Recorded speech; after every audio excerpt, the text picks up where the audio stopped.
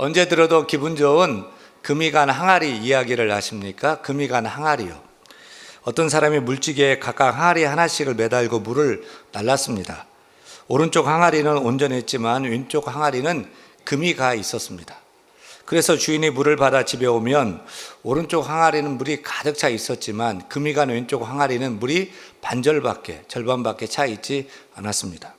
오는 도중에 물이 질질질 새어서 물이 반 정도밖에 차 있지 않았던 것입니다. 그래서 금이 간 항아리는 주인님께 너무너무 미안했어요. 주인님께 일을 2번 시키는 것 같아서 너무 미안해서 이렇게 입을 열었습니다. 주인님, 저는 도저히 송구스러워서 견딜 수가 없습니다. 저는 금이 간 항아리입니다. 부디 저를 버리시고 좋은 항아리로, 금이 안 간 온전하고 깨끗한 항아리로 새로 사서 사용하십시오. 그러자 주인은 금이 간 항아리에게 활짝 웃으며 이렇게 말했어요. 나도 내가 금이 간 것을 잘 알고 있다. 그러나 나는 항아리를 바꿀 마음이 전혀 없단다. 자, 우리가 물을 나르기 위해서 지나온 길을 한번 되돌아보렴. 금이 가지 않은 항아리가 온 길은 아무것도 자라지 않은 황무지가 되어 있지 않니. 하지만 네가 지나왔던 길을 한번 봐라. 네가 반쯤 금이 가서 물이 흘린 자리 위에 아름다운 꽃이 피었고 풀이 자라고 있지 않니. 금이 간 내 모습 때문에 많은 생명이 풍성하게 꽃을 피고 열매 맺으며 자라고 있지 않니. 그러니 너를 어떻게 버릴 수가 있겠니? 라고 말하며 주인은 금이 간 항아리를 더 귀하게 여기고 더 사랑했다는 이야기입니다. 참 따뜻한 얘기가 아닙니까? 사랑 여러분, 우리 인생의 주인 되신 하나님은 어떤 분이실까요? 하나님은 금이 안 간 완벽한 사람만 사랑하실까요? 흠이 없는 사람만 사용하실까요? 그렇지 않습니다. 우리 하나님은 좀 부족하고요, 좀 모자란 사람도 아끼고 사랑하십니다. 우리 하나님은 흠도 없고 완벽한 사람보다는요, 좀 부족한 사람, 좀 미련해 보이는 사람, 허점도 보이고 틈도 보이는 그런 사람을 들어 사용하십니다. 우리 교회를 한번 생각해 보세요. 우리 교회 성도들이 다 완벽한 사람만 모였다면 어떻게 될까요? 금이 안 간 사람만 모여 있다면 어떨까요? 똑똑한 사람만 모여 있다면 어떨까요? 절대 실수하지 않는 사람이요. 또 세상에 대단한 사람이요. 이름만 대도 다 하는 사람, 그런 사람만 다 모여 있는 거예요. 실수도 없고 모르는 것도 없고 다 알고 다 하고 의롭고 완벽한 사람만 있어서 실수란 것을 용납하지 못하고 완벽하게만 한다면 교회가 어떻게 될까요? 여러분, 그런 교회에서 즐겁고 행복한 신앙생활을 할 수 있을까요? 저를 좀 보세요. 윤 목사가 금이 안 간 목사라면 어떨까요? 제가 바늘구멍 하나 안 들어가고 매사에 깐깐하고 완벽한 목사라 꼬치꼬치 다 따지고 실수하는 걸 절대 못 보는 그런 목사라면 어떨 것 같습니까? 하지만 이렇게 좀 허허거리고요, 금도 좀 가고요, 실수도 좀 하고요, 깜빡 잊기도 하고요, 알면서 모른 척도 하고 또 뭘 몰라가지고 아이고 죄송해요 라고 머리 극적거리는 그런 좀 금이 좀 간 평범한 목사가 더 좋을 것 같습니까? 뭐가 더 좋을 것 같아요? 저는요, 개인적으로 금이 좀 간 사람이 좋아요. 가정에서도 아내가 좀 금이 가면 좋을 것 같아요. 여자가 빈틈이 하나도 없이 완벽하면은요, 집에서 숨을 쉴 수가 없어요. 애들 잡는 거예요. 집에 숨구멍이 있어야 됩니다. 아내들이요, 금이 간 항아리가 되어주시기 바랍니다. 오늘 설교 제목이 무엇입니까? 설교 제목 따라합니다. 약한 나로 강하게. 약한 나로 강하게. 약한 나로 강하게. 가난한 날 부하게. 눈먼 날 볼 수 주에게 약한 나로 강하게. 약한 나로 강하게. 가난한 날 부하게. 눈먼 날 볼 수 있게 주 내게 행하셨네. 사랑하는 여러분, 우리 하나님은 강한 자보다 약한 자를 좋아하십니다. 빈틈없이 똑똑해서 자기가 최고인 줄 아는 사람은 하나님은 미워하십니다. 왜냐하면 자기가 똑똑하기 때문에, 자기가 다 할 수 있기 때문에 하나님을 의지하지 않기 때문입니다. 따라서 하나님은 좀 모자라고 부족해도 하나님을 의지하고 하나님께 도움을 구하는 사람을 사용하신다는 사실을 깨달아야 할 줄로 믿습니다. 오늘 사사기를 봅니다. 이스라엘의 왕정시대가 되기 전에 340년간 사사시대가 있었어요. 이스라엘을 이끌었던 군사적인 지도자이고 재판권을 가졌던 지도자인 사사를 세웠어요. 기드온도 사사였고요, 삼손도 사사였고요, 사무엘도 사사였어요. 그런데 흥미로운 사실은 하나님께서 나라의 지도자를 뽑는데 똑똑하고 실력 있고 문벌 좋은 사람만 뽑았던 것이 아니에요. 좀 부족하고요, 연약하고요, 모자라고요, 집안도 완전 아닌데 그런 사람을 사사로 뽑았던 거예요. 요즘 우리나라의 장관을 뽑는 청문회를 보면 아무 흠도 없고 점도 없는 완전 무결한 사람을 뽑으려고 하는데 하나님은 그렇지 않았어요. 그 대표적인 예가 이스라엘의 두 번째 사사인 에훗입니다. 에훗. 사사기 3장 15절은 에훗을 이렇게 소개하고 있습니다. 같이 읽습니다. 이스라엘 자손이 여호와께 부르짖음에 여호와께서 그들을 위하여 한 구원자를 세우셨으니 그는 곧 베냐민 사람 게라의 아들 왼손잡이 에훗이라. 성경은 에훗을 이렇게 소개하고 있어요. 베냐민 사람 게라의 아들 왼손잡이 에훗이라. 성경에서 왼손잡이라는 단어가 딱 2번 나와요. 근데 그 한 번이 에훗에게 적용되고 있어요. 여러분, 왜 에훗을 굳이 왼손잡이라고 성경은 적고 있을까요? 그것은 잘난 사람, 힘 있는 사람만 쓸 것이라는 세상 사람들의 고정관념을 하나님께서 깨뜨리시기 위함이었던 것입니다. 옛날에는 왼손잡이에 대한 편견이 굉장히 강했어요. 심지어 왼손잡이를 핸디캡, 장애인으로 그렇게 보기도 했었어요. 우리말도 보면은 오른쪽에 옳은가, 옳다 할 때 옳은은 같은 어원에서 나온 것을 봅니다. 즉 오른쪽은 옳다고 다 여긴 거예요. 미국은 왼손잡이에 좀 관대한 것 같은데 그 뿌리를 보면 또 그렇지도 않아요. 영어로 오른쪽을 right라고 하죠. 그런데 영어로 옳다, 바르다 할 때도 right이라고 합니다. 영어 문화권에서도 오른쪽은 옳게 여겼고 왼쪽은 틀렸다고 여긴 거예요. 특히 인도나 중동 지역에서는 오른손으로만 밥을 먹죠. 왼손잡이도 오른손으로 거기서는 밥 먹어야 돼요. 모든 중요한 일은 다 오른손으로 해야 돼요. 악수할 때도 당연히 오른손으로 해야 되고요. 왼손은 언제 써요? 큰일 볼 때만 쓰는 거예요. 그런데 이제 개인적인 특성을 존중하는 현대사회가 되면서 왼손을 틀리게 보고 핸디캡으로 보는 사회에서 왼쪽을 다르게 여기는 사회로 발전되었어요. 그리고 독특하게 여기기 시작했어요. 그래서 메이저리그의 그 유현진 선수가 한국 선수인데 그 미국에서 통했던 이유는 그가 왼손잡이 투수였기 때문인 것입니다. 영국 프리미어리그의 손흥민 선수는 왼발잡이, 오른발잡이에요? 손흥민 선수는 왼발로도 골을 잘 넣는 오른발잡이에요. 다시 말하면 왼발도 잘 써서 그에게 큰 강점이 된 것이죠. 하지만 지금부터 3300년 전 이스라엘에서 왼손잡이에 대한 편견은 굉장히 강했겠죠. 그래서 에훗을 왼손잡이라고 굳이 쓰고 있어요. 흥미로운 사실은 에훗은 베냐민 사람이라고 얘기하는데 베냐민의 뜻이 뭐냐면 오른손의 아들이에요. 오른손의 아들 베냐민 지파의 왼손잡이 에훗. 그 지파에서, 그 가문에서, 그 집안에서 저거 왼손잡이, 내놓은 놈이에요. 더 흥미로운 사실은 에훗이 단순히 왼손잡이가 아니었다는 것 같습니다. 히브리 원문으로 보니까 이시 이테르 야드 여미노라고 되어 있어요. 해석을 하면 이래요. 이시 남자, 이테르 불구인, 장애인, 야드 손, 여미노 오른쪽이에요.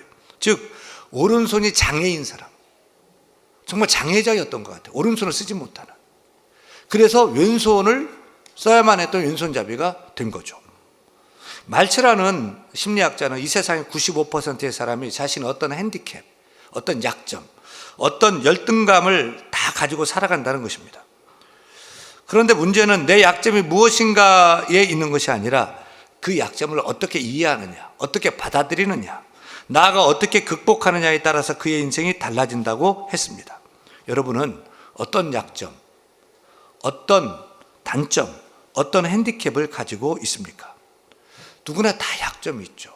부족한 점, 모자란 점, 핸디캡이 있습니다. 아니, 우리는 본래 약한 자고 부족한 자고 핸디캡, 장애를 가진 자예요. 우리는 모두 이시 이테르 야드 여미노인 것입니다.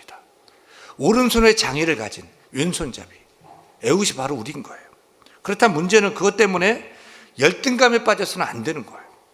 이것을 받아들이고 그 다음에 이 약점, 이 약함을 어떻게 강함으로, 강점으로 극복하느냐인 것입니다. 여러분, 에웃이 자신의 핸디캡을 극복하고 정말 캡이 된 사람이 아닙니까? 별 볼 일 없던 오른손 못 쓰던 그 장애인 핸디캡을 가진 왼손잡이 에웃이 모압 왕을 죽이고 모압 군대를 물리치고 이스라엘의 자유를 가져온 정말 캡된 것 아닙니까? 사랑하는 여러분, 우리도 이렇게 우리의 핸디캡을 극복하고 에웃처럼 캡이 되어야 하지 않을까요? 그렇다면 어떻게 해야 될까요? 우리는 에웃이라는 이름에서 그 힌트, 성공의 비결을 찾을 수가 있어요. 에웃은 그 뜻이 뭐냐면 연합, 하나를 뜻하는 에하드에서 나온 이름이에요. 다시 말하면 그 이름의 뜻처럼요, 에웃은 하나님과 연합했어요. 그래서 하나님도 에웃과 연합했어요. 그래서 하나님의 에웃과 하나가 되어 주셨어요. 에웃은 오른손에 장애를 가진 왼손잡이라 오른손을 사용하지 못했어요. 하지만 에웃과 하나 되신 하나님께서 에웃의 오른손이 되어 주셨어요. 전능하신 하나님께서 에웃의 강한 손, 강한 팔, 강한 오른손이 되어 주신 것입니다. 그래서 하나님께서 함께 하시니까 오른손을 쓰지 못하는 에웃의 그 약점은 오히려 강점이 되었습니다. 그래서 그는 왼손잡이였기 때문에 모압 왕 에글론을 대적하기 위해서 들어갈 때에 오른쪽 허벅지에 한 뼘 정도의 단검을 차고 들어갔어요. 사람들은 대부분 주로 오른손잡이이기 때문에 왼손에 큰 차를 찬단 말입니다. 그런데 그는 왼손잡이였기 때문에 오른쪽 허벅지에 짧은 단검을 차고 들어가서 모압 군사들이 그를 그 무기를 알아보지 못했어요.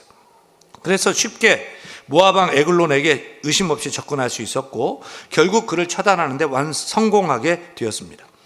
그리고 거기서 끝난 것이 아닙니다.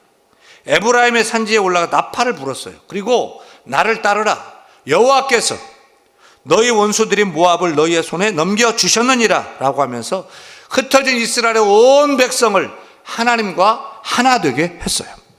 그래서 모압 군대와 싸워서 그들을 다 진멸할 수 있었던 것입니다.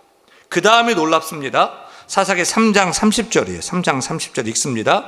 그날에 모압이 이스라엘 수하에 굴복하며 그 땅에 몇 년 동안요? 80년 동안 평안하였더라. 80년 동안 평안한 사실을 보셔서 깜짝 놀랐어요. 80년 동안 평안은 모세도 못했어요. 여호수아도 못했어요. 다윗도 80년의 평안을 가져온 적이 없어요. 근데 에웃이요, 왼손잡이가요, 오른손 못 쓰는 장애인이요,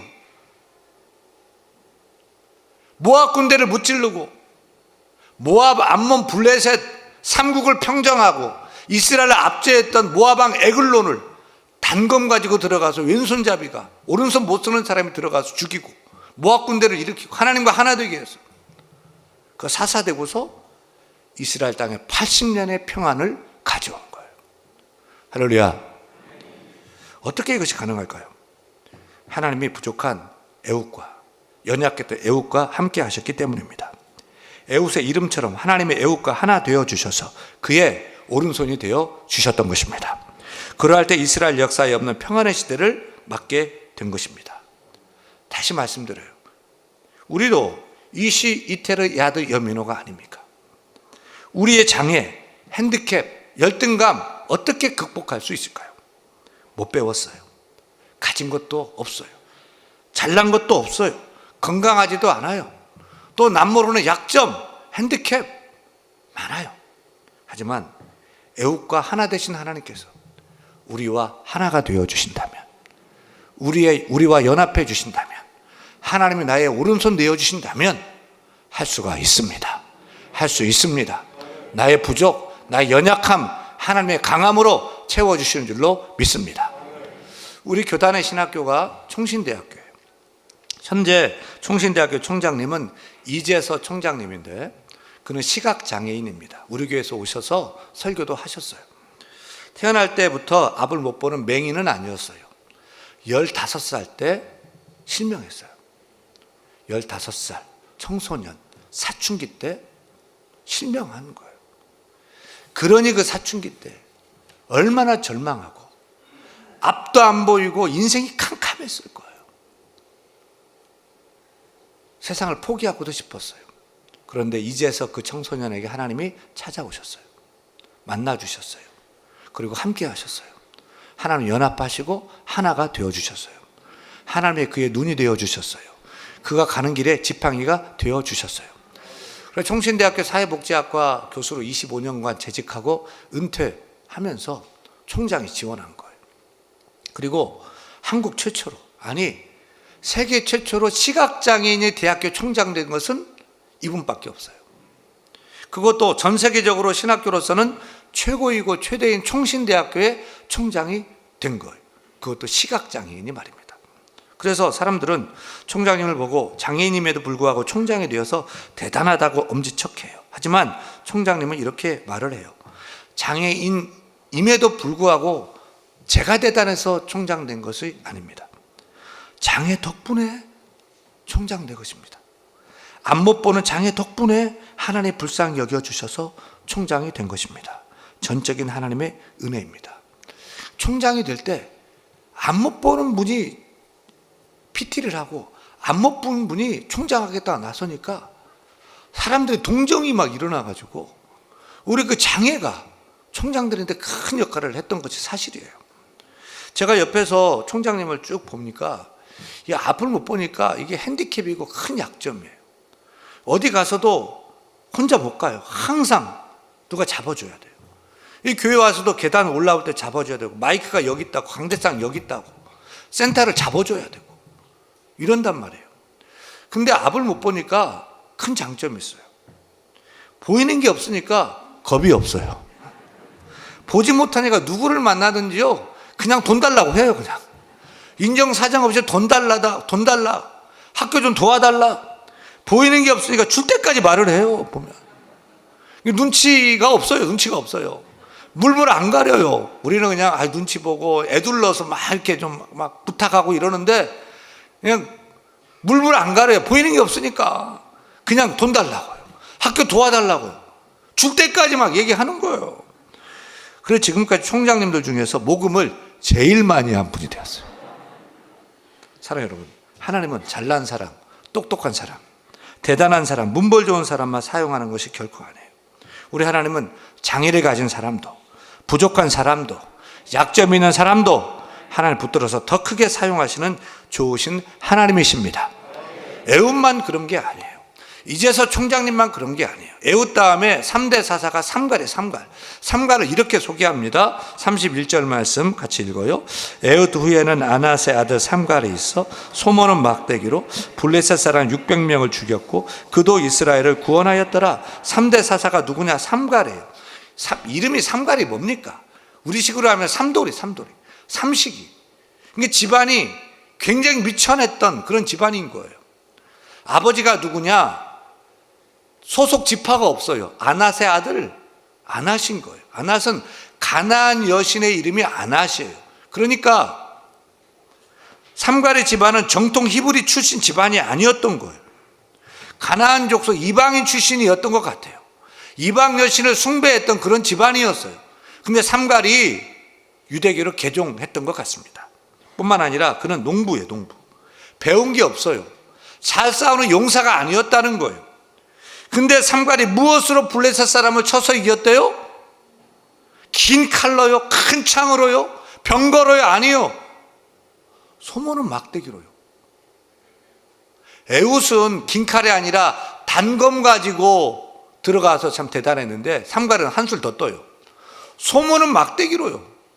소모는 막대기로 뭘 한단 말입니까? 뭘 할 수 있겠어요? 그런데 하나님이 함께 하시니까 하나님이 그때를 붙들어 주시니까, 하나님이 사용하시니까 집안도 별로고 혈통도 이방인이고 직업도 농부고 또 소모는 막대기 가지고 삼갈에 나갔는데 하나님이 함께 하시니까 블레셋을 쳐서 이겼어요. 이스라엘을 블레셋에게서 구원한 사사가 된 거예요. 에훗 상갈만 그런 것이 아니에요. 사사 입다는 기생의 아들이었어요. 기드온의 300용사 기드온은 겁쟁이 농부 출신 아닙니까? 모세도 살인자였고 그가 가진 것은 양치던 지팡이 하나밖에 없어요. 하나님 물어요. 네가 가진 게 뭐냐? 지팡인데요. 근데 그 양치던 지팡이 가운데 하나님이 함께 하시니까 홍해를 가르는 지팡이가 되고 반석에서 물을 내는 능력의 지팡이가 되지 않습니까? 하나님이 함께 하시니까, 부족해도 하나님이 함께 하시니까요. 질문이 생겨요. 그럼 왜 에훗 시대의 이스라엘은 왜 모압 왕 에글론에게 18년 동안이나 압제를 당했느냐? 왜 그랬을까요? 왜냐하면 이스라엘 백성들은 자신의 강한 오른팔만 붙들었던 거예요.